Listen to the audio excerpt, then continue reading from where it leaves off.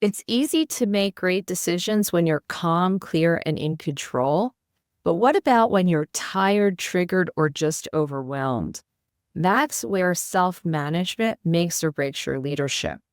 We've spoken about self-awareness, which is the first pillar in emotional intelligence. Self-management is the next logical step or pillar for us to discuss. Once you're aware of your emotions, triggers, and habits, what you do with them, really what makes the difference between great leaders and reactionary leaders. Self-management is the ability to regulate your emotions, behaviors, and impulses, even when it's super hard. It's not about being emotionless.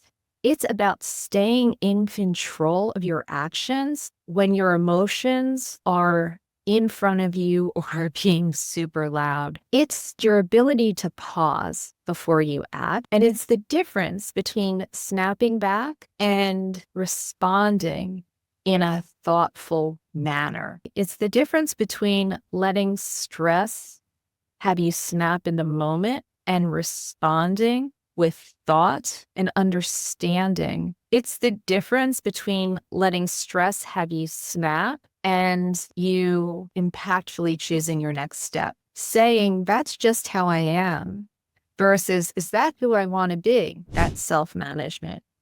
And in truth, you don't have to feel like you want to follow through on something, but the ability to follow through on what you said you're going to do, even when your motivation is waning, that's someone who can master the art of self-management. You just need a system, a moment to pause, a commitment to the bigger picture. Again, it's the ability or a process to manage your emotions in the moment. In truth, it's the discipline to act in alignment with your values, not just your feelings in the heat of the moment. Consider self-management a muscle that takes time to build. So it's having the self-awareness to realize what you're doing, and then to have the ability to self-manage to improve how you respond versus react in a heated moment. So the next time you feel the urge to react, ask yourself,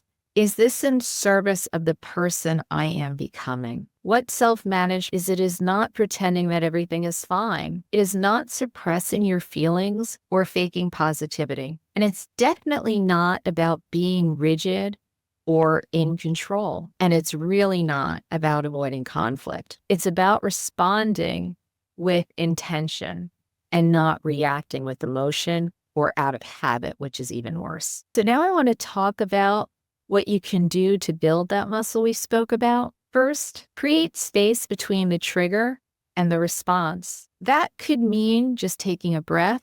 It can mean walking out of the room for a second.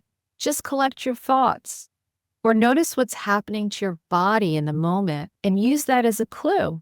Help you identify if it's the smartest thing for you to speak and react or take a beat and consider your response. The next is to identify your patterns.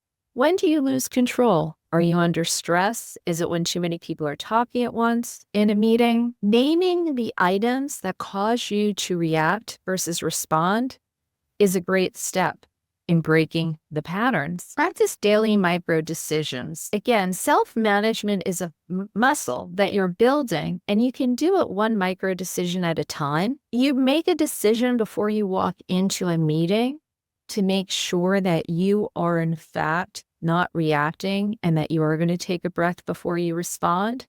When you walk out of that meeting, diary, journal, write down what worked, what didn't work. Because again, you're creating self-awareness, which enables you to practice self-management. Fourth, set structure to support your goals. Again, boundaries, routines, reminders, anything that you need to do to help you improve. And finally, celebrate the hard choices. In that moment when you really wanted to yell because somebody didn't meet a deadline or they didn't follow through on something that they were going to do, take that breath or walk away, come back, put it in perspective, and respond accordingly. make sure you celebrate that. You earned it. Self-awareness is the first pillar of emotional intelligence. Self-management is the second pillar. It is a muscle that requires building, and it is where the real leadership not only begins, but will help you step out. So here's the challenge that I have for you today.